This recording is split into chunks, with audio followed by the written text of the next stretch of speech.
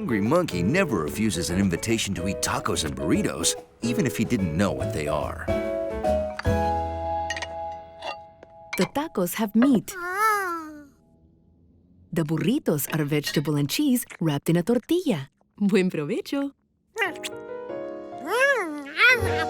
That's my mom, Maritza, and you know my dad, Luis, and my uncle Felix, and my sister Cecilia. Marco tells me you're feeling sad about the bandstand, George. We are sad too. Yeah. We tried playing in the street this morning, but it was too noisy. It's worse than the subway. It was nice to have a place where people could actually hear our music. Eating great food, talking about music, it reminded George of the last time he'd been at Pescetti's.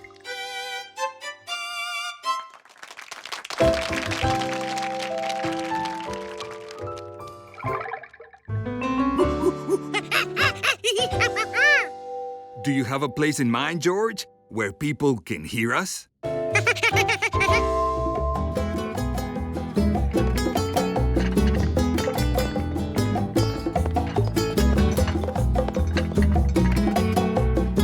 Excuse me, coming through. Excuse me, Giorgio. Isn't it great? Everyone has come to hear the band. Pescetti's might be fine for a man with a violin who could go up to each table to be heard, but it wasn't working for a whole entire band. George and Marco decided to find a place that wasn't crowded or noisy. You live here? Hola, perro. George really hoped the lobby would work. That way, he could hear the band all the time. So you think if we sound good in here, then the whole band will sound good?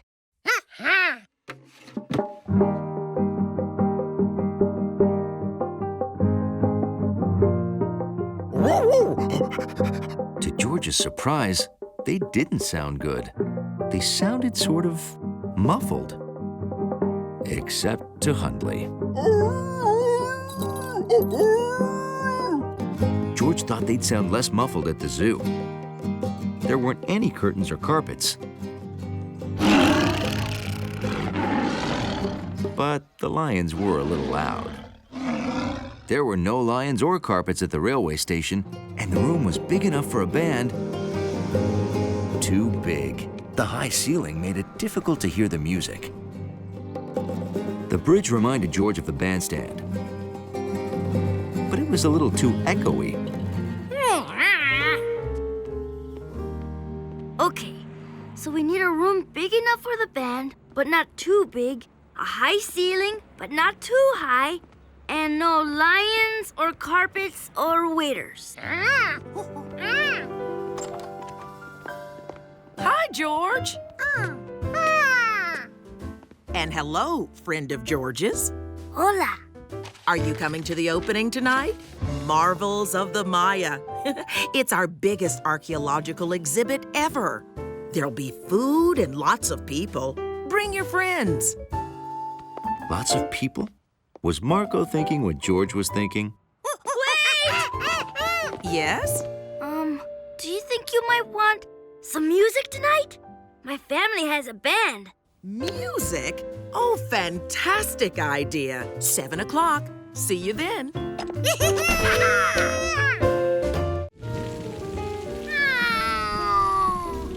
It's just a little rain. I'll get you an umbrella.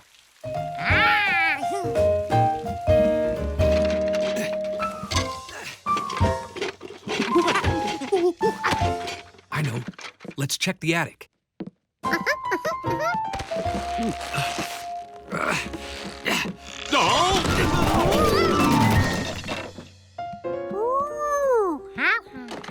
Aha! I knew I had an umbrella.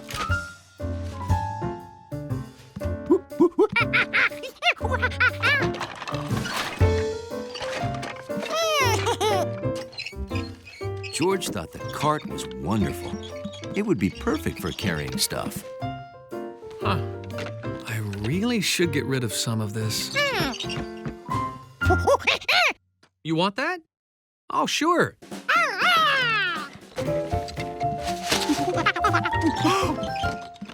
My first yellow hat. Now that's a keeper.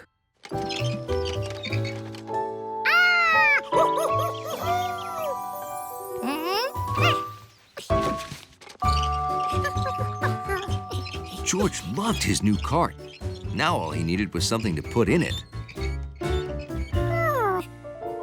It was too small for a cow.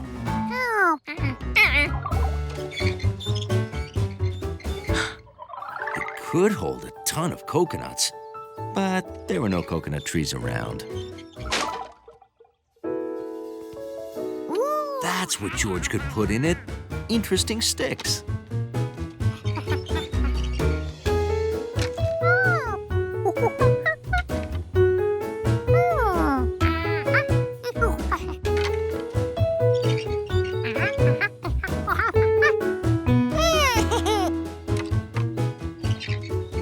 By the time George got out of the woods, he had quite a collection.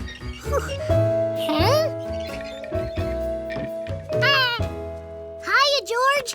Hey, you want to try some delicious made out of apples that I picked myself apple cider?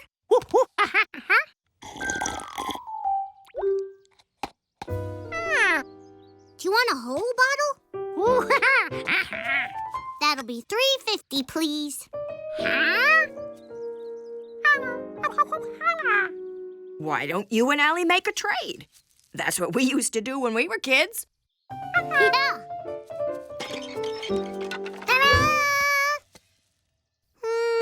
I like it, but I don't want to trade for a stick. Oh. I like the cart, though. George wasn't sure he wanted to give up his new cart. But then again, that cider was delicious. Now just remember, kids, once you make a trade, it's for keeps. We know. Hey, and it squeaks, too. Here you go, George. By the next morning, George had finished all the cider and was missing his cart. There were so many fun things he could be doing. No! Like playing hide and seek. Or carrying a pet fish around. But the cart was gone. Unless he could trade it back for something. Something Allie would like. George was trying his best not to wake up the man with the yellow hat. But today was Saturday, and the man was taking George to the zoo to see a dragon. Ooh. Okay, they weren't really going to see a fire-breathing dragon. They were going to see a Komodo dragon, which is more like a giant lizard.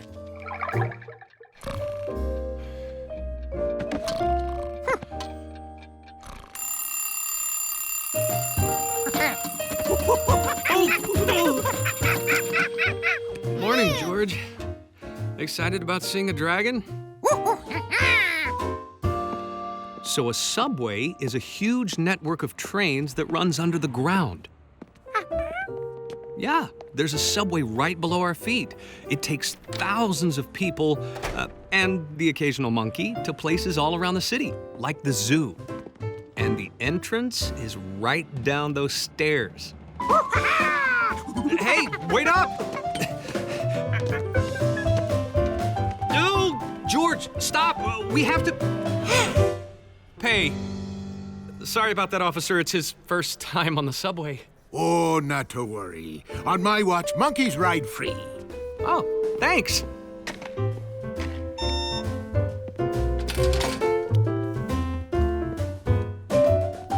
George was confused. Where were the trains? Don't worry, George. The train should be here any minute. Would you like to look at the map? We're here at Endless Park Station, and we're going to take the subway all the way to the zoo. Oh. Along the way, we'll pass the Puerto del Sol station. That's the neighborhood where Marco lives. And Chinatown, where we go for Chinese food. Reginald B. Farnsworth III. Professional clown at your service. Where are you lads headed? We're going to the zoo to see a Komodo dragon. Oh, no need to travel that far, my good man, when you can see a Komodo dragon right here. Yes, I know, it's a giraffe. It's the only animal I know how to make. Toodaloo! Okay, then. Hey, George, would you like a subway map as a souvenir of your first ride? Okay, wait here. I'll be right back.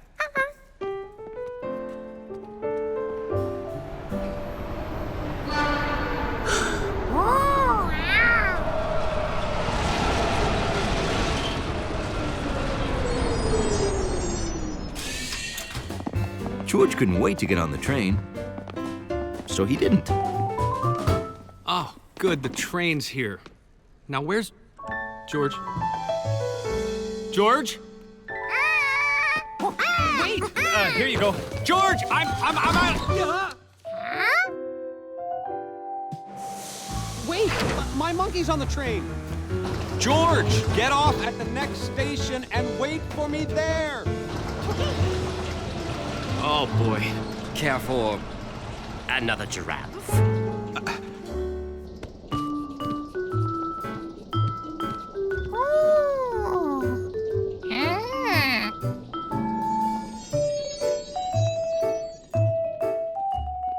Oh, hey there! I've never had a monkey on my train before.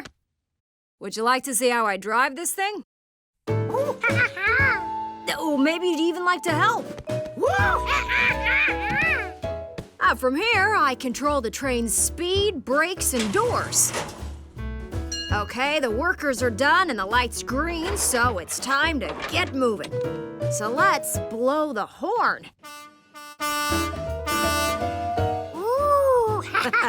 Now move the lever forward, easy, and get this train a-rolling.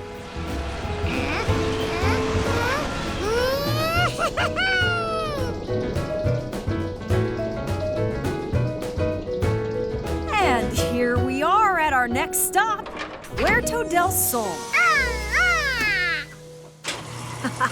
Great job. You can drive my train anytime.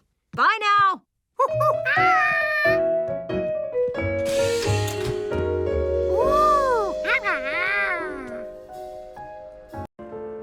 Few things captured the attention of a curious little monkey.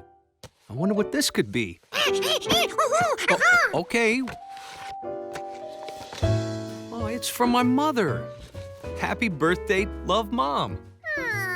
Aw, that's so sweet. Is today your birthday? It is. And George and I are going to celebrate. I'm late for my appointment. Hold on to this for me, will you, George? I'll be back at 7, and then we'll celebrate. Bye, George. If it was my birthday, I'd have a party.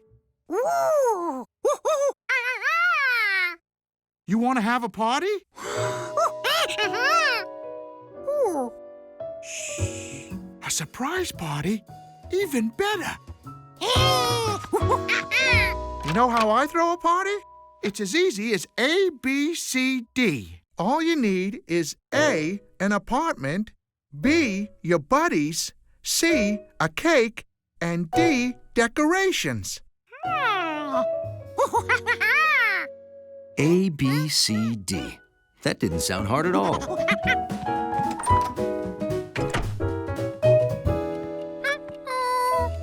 The man with the yellow hat would be back at 7. George had only 4 hours to get the party ready. He already had an apartment. And the man's buddies were listed in this book. So that took care of A and B, but George still needed C and D, a cake and decorations. You want me to invite the people in his address book? All of them? Okay. 7? Oh, you mean 7 o'clock. Got it.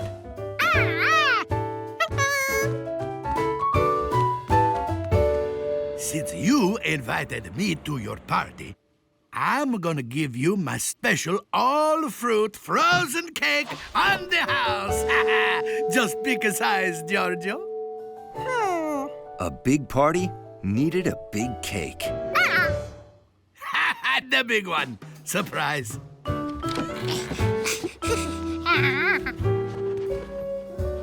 Looks like quite a celebration. Is it a birthday? Yeah. Say, I could blow that up for you. It'd make a great decoration. Just pick a size. Normal, huge, or jumbo madness.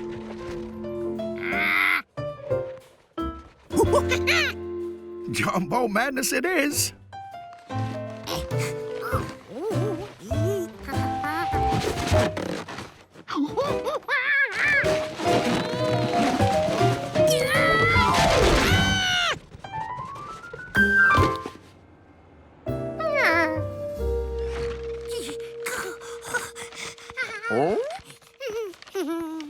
Hiya, George. Everyone's coming. I just had to say yellow hat, and they all said yes.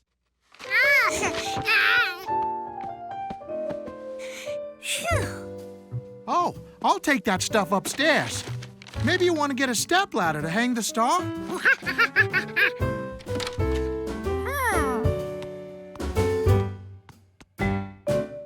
George thought the small ladder looked about right.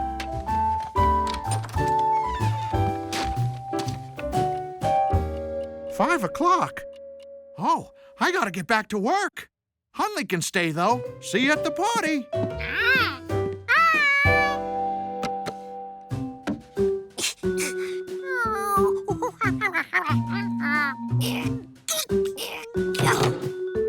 George had picked too wide of a cake.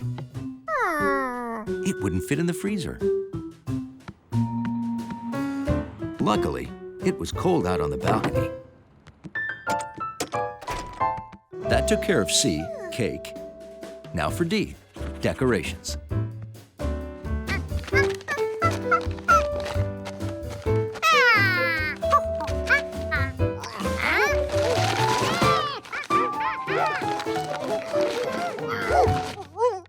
George had also picked too big of a poster. And a too small ladder. No secret that monkeys like cars. All kinds of cars.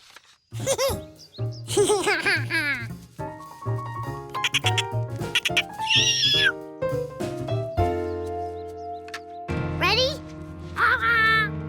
Get set and go!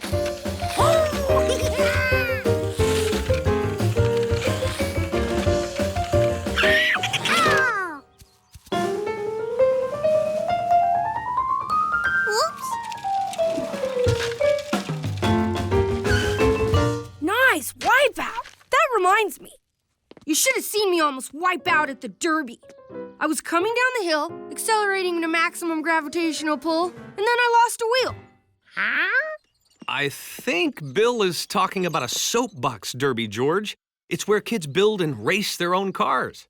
And there's a derby today on Boysenberry Hill. Oh. Check it out. Bill, that is one nice-looking vehicle. Did you build it yourself? I sure did.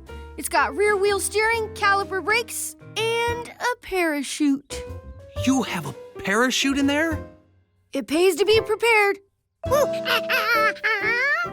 Me too. I want to build a car like that and almost wipe out on a hill. You kids want to enter the soapbox derby? Yes, and double yes! If you're serious, then you'll need the rule book. It pretty much tells you everything you need and how to put it together. Hey, you want some help? I was a pretty mean derby racer in my day. Sorry, but that's against the rules. Contestants have to build their own cars. Oh, yeah. Okay. Well, you're welcome to borrow anything you see around the house. Ooh. You can keep that. I don't need it anymore. The race starts at 2 p.m. sharp. See you there. Bye. Bill was right. The book could tell them everything. If only they knew how to read. The car. Something, car. Something, car. This book needs more pictures. A picture. This looked like something they'd need, the part to sit in. They also needed that, a steering wheel, just like on the man's car, and wheels for the car to sit on. Hey, George, you see how that thingy there is stopping the wheel? I bet that's a brake. A brake. Maybe this book could show them how to build a car. Oh, yeah! Let's just follow the pictures. 1, 2, 3, and 4. Let's go look in our barn. Grandpa has all kinds of stuff in there.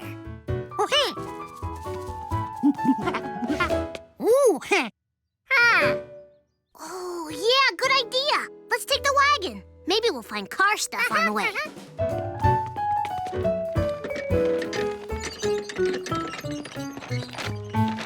Oops! Wasn't the wagon right here? Yeah. These flowers will look beautiful in that old kayak. Hiya, Mrs. Quint. Guess what? George and me, we're building a car so we can race in a race. All we need are car parts.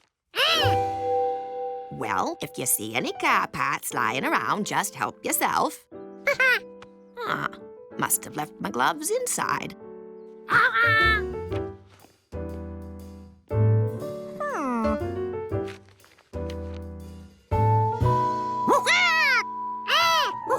The broken boat and the car body looked a lot alike. They're almost totally exactly the same. And look it already has 2 seats. One for you and one for me.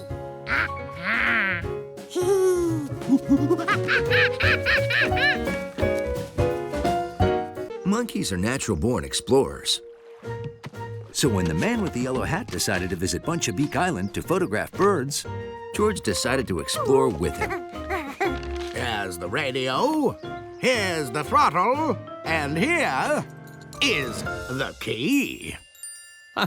Think the key ring is big enough? Easy there.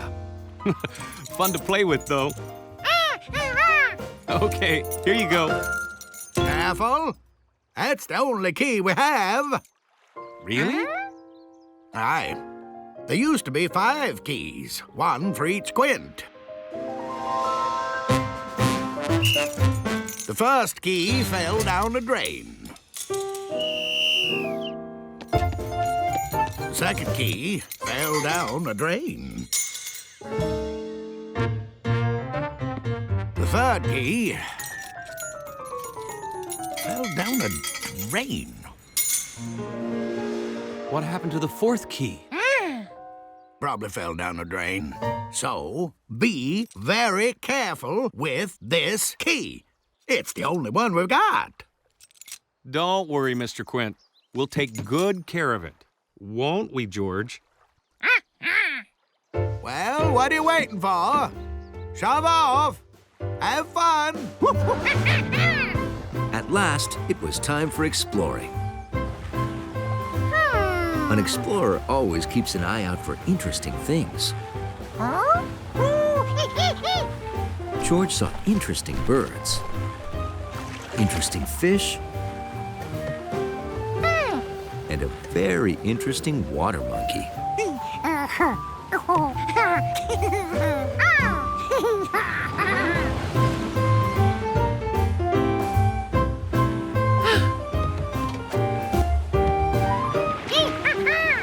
But the most interesting thing George saw was a water lump, and it was following them. I wonder what that is.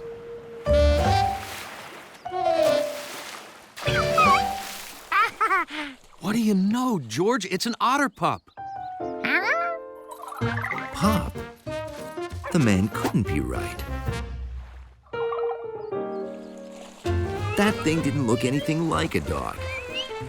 Its paws were like hands, And its toes were like fingers, only they had webs. Plus, George didn't know any dog that could float on its back.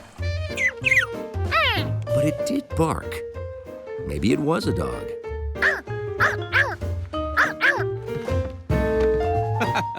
Not a pup like a dog. Young otters are also called pups. From the look of him, he's a very young pup. He must live around here. They usually have homes called dens along the shore. A den?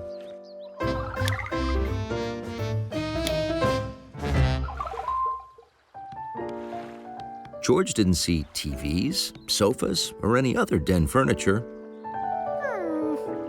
Just a hole.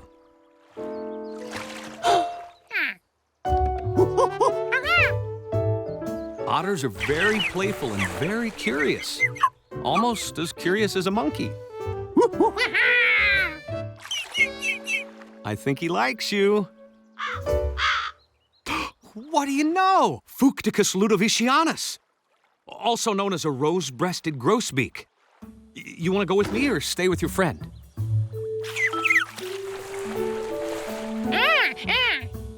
Oh, all right. Oops. Better put this someplace safe.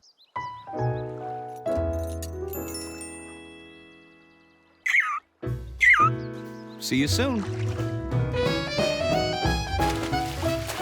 The man was right about the otter. He was very playful. He played peekaboo.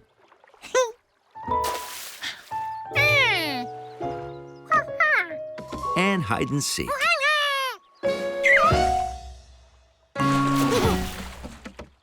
The man said the otter was a pup. Maybe he liked to play fetch, too.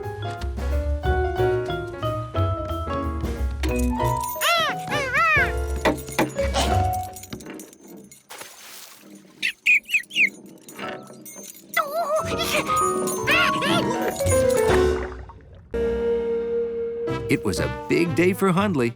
He was in charge of the building for 2 weeks in the mornings while the doorman went to fire safety class.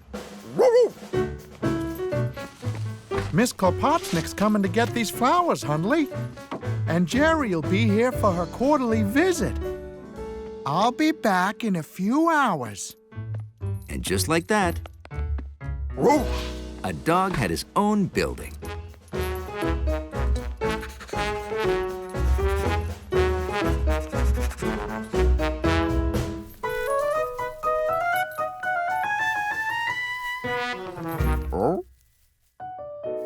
What's this? Someone eating Ms. Klopotnick's flowers? It was up to Hundley to lay down the law.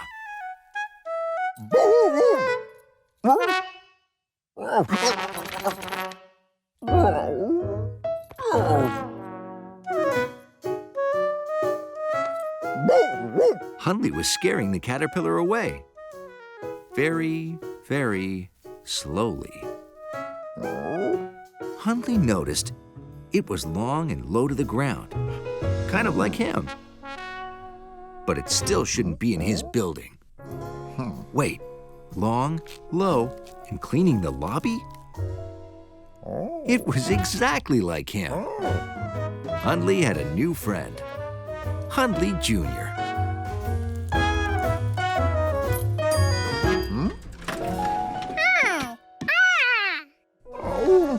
George wanted to show Hundley his new ball. Looked like Hundley wanted to play catch. He wasn't very good at it, though.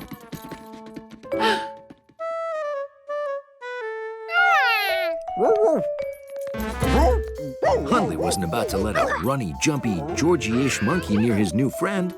Hundley Jr. might get squished. George tried to tell Hundley there was a caterpillar behind him.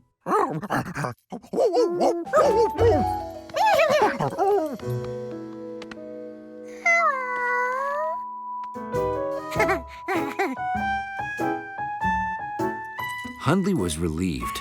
George hadn't ruined things.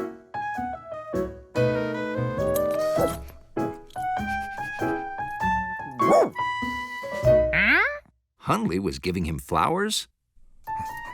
Okay, not for him, for the caterpillar. To eat. Hundley Jr. could live in the lobby forever. Maybe he'd even be a doorman when he grew up. Yep, the lobby was a great place for a baby caterpillar. Hey, Hundley, remember me? I'm Jerry. I'm here to get rid of your bugs.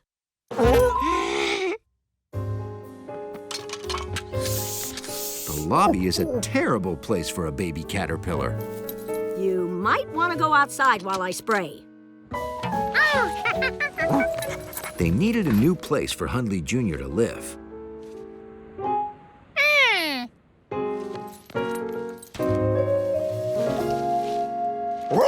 Hundley liked George's idea. Hundley Jr. was up high and safe, but close enough to see from the lobby. A tree was the perfect place for him to live. Except his neighbors wanted to eat him. Outside was out. Hundley wondered where else his new friend could live. Hundley's favorite place to live was his home. It was warm, soft, and safe. That's it. Hundley Jr. could live with him.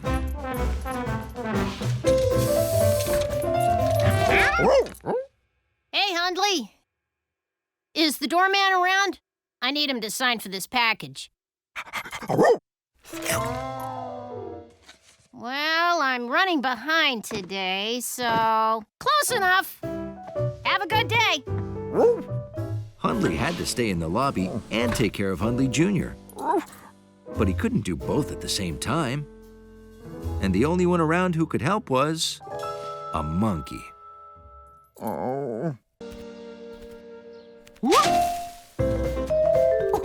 George had spent a very busy morning in the park, chasing dragonflies and watching clouds.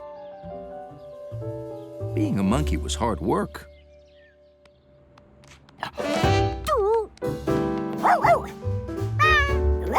George had never met this dog before. But the dog didn't seem to mind.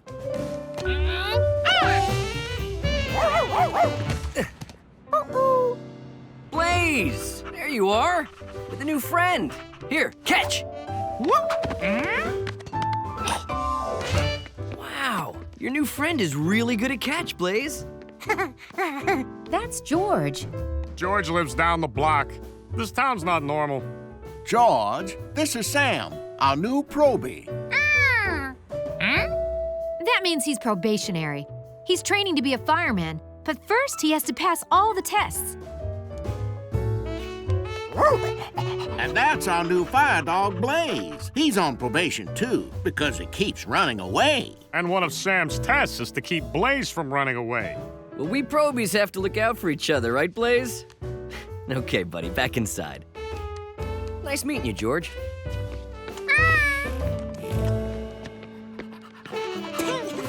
Come on, Blaze. George hoped he saw his new friend Blaze again soon.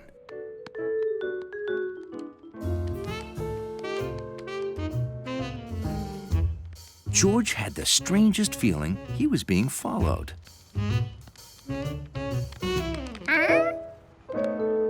Guess not.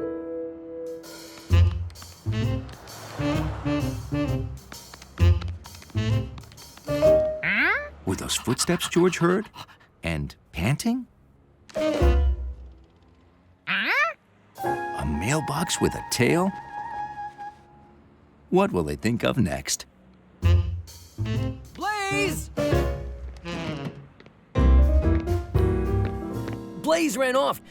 Can you help me find him? He looks just like that dog under the mailbox. Huh?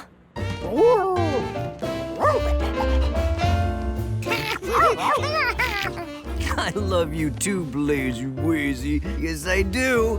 But you've got to stop running away. Yes, you do. Yes, you do.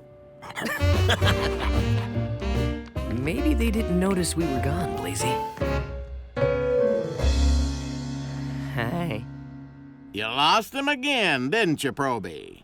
He's like a ninja. But I know how he got out. This entire wall of the station is a giant door, and it was open. We close this, and he'll never get out again. Whoa! Well, we have to train now, Blaze, but we'll play later. Thanks for your help, George. You stay here, okay, Blazy? Stay.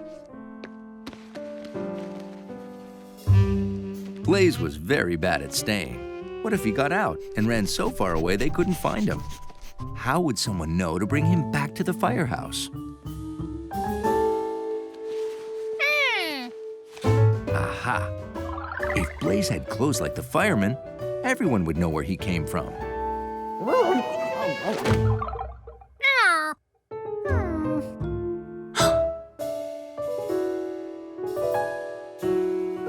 Everything in the station had a label to say where it was from.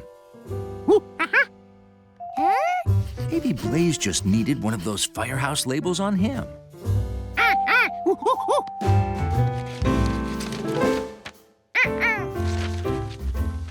After a little searching, George found one. He hadn't even made that big of a mess. Well, for a monkey. George headed home, sure his troubles with Blaze were over.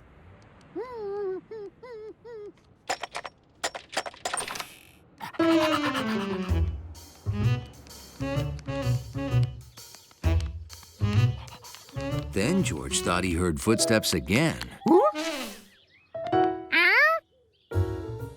That was odd. When you live in a city, you see all different kinds of buildings. Tall ones and short ones, square ones and curvy ones. But of all the buildings in the city, George's favorite was the George and Steve Super Skyscraper Tower. Hey, that's cute. You two are almost as good at building as bees are. Bees could build things? Where'd they find tools that small? Come on, I'll show you. What is that? Honeycomb. It's what bees make inside a beehive. Bees build hives to lay their eggs and to store pollen and honey. Wait a minute. You mean all that gooey stuff in there is honey? Mm-hmm. Yum! See those cells? Bees make those with wax from their own bodies. Isn't that amazing? It's a marvel of engineering. An engineering marvel that smelled marvelously delicious. Today is Earth Day, and I'm doing my Junior Farmer's Earth Day speech on honeybees. You want to hear it? If we say yes, can we have honey? Maybe. Okay. Bees are amazing creatures. They build hives in trees mostly. Thousands of bees can live there. All the other bees follow a queen. She's the biggest bee, and there's only one in a hive. Every bee has a job. Drones mate with the queen, but worker bees go from flower to flower getting nectar and pollen to make honey. Have you heard a word I've said?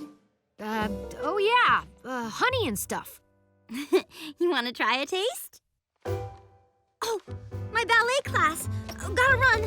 Be back around 5. Woohoo! Thank you, Betsy. I'll just have a little. Oh, man, that is good. Try some.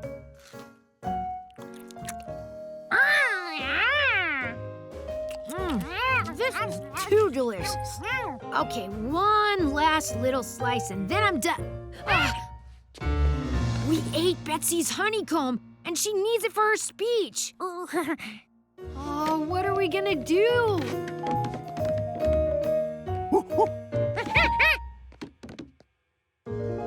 Good thinking, George. We'll buy more honeycomb. Let's go. Do you have honeycomb? Honeycomb?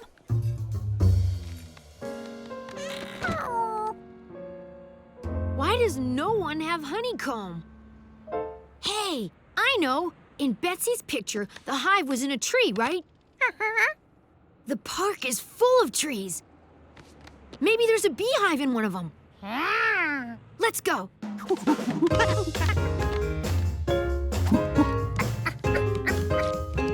Be careful! Bees can sting. They might not like you touching their hive.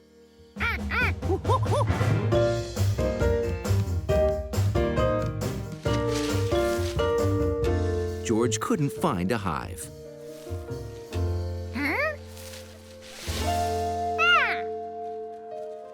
But he found something almost as good.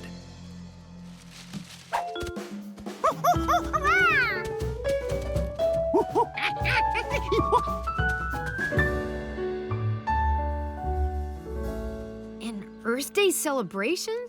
Ah, good thinking, George. Maybe they have bee things here.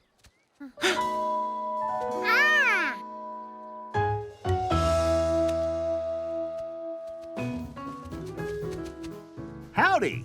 Buster Beesman's the name, but you can call me Buzz. Honeycomb! We need honeycomb. Sorry, fella. Just sold the last one. No! Oh, this is a beehive. I built it from scratch. A beehive? It didn't look anything like the beehive in Betsy's picture. When George came to the country, he loved to visit the Rankins' farm. And his favorite thing at the farm was Mr. Rankin's big red tractor.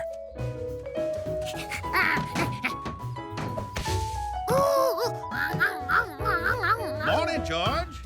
Driving the tractor, eh? Well, why don't you come meet my new tractor? His name's Ulysses.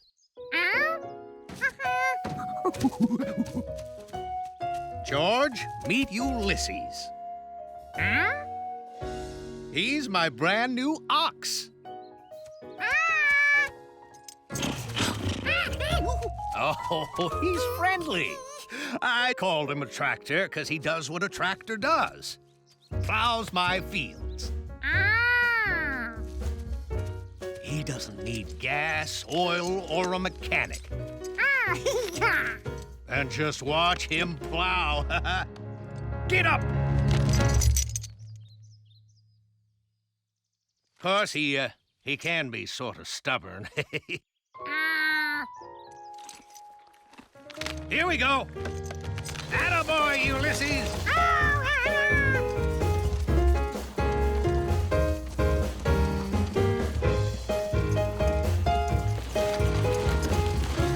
Whoa, Ulysses. Well, 2 more rows and this field's done.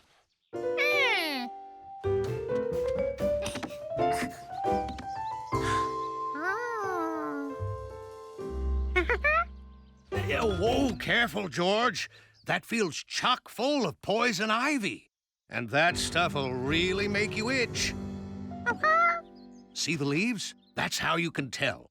There's an old saying. Leaves of 3, let them be.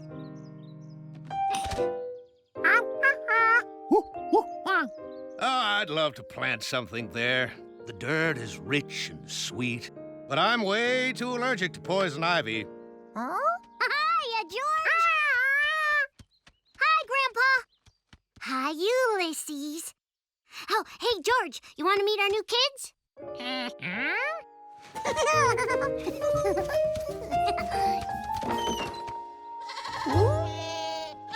See? These are our kids.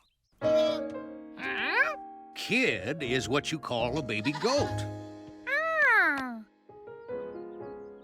Oh, look at that. They chewed right through the latch. This one's Susie, and this is Sammy. Or maybe this is Susie. I get them mixed up. Sammy got named before Allie found out they were both she-goats. Sammy is short for Samantha. Come on, George. They're really fun to cuddle with. They're fun, all right. But they will butt you if you don't look out, George. And they chew on everything. Yeah. See what I mean?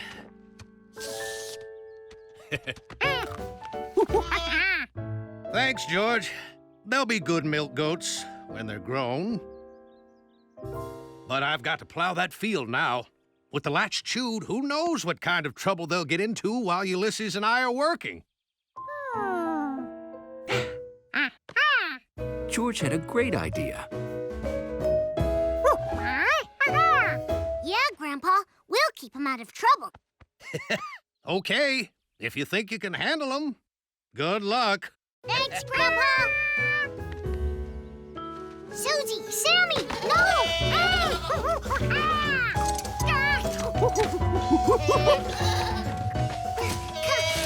Come here. Come here. Suddenly, George wasn't sure they could handle the goats after all.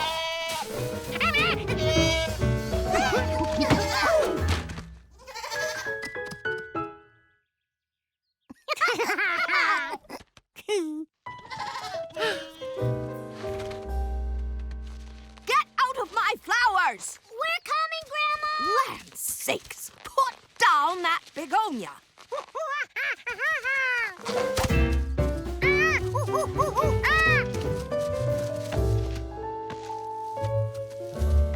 You're very cute, but I can't have you eating my flowers.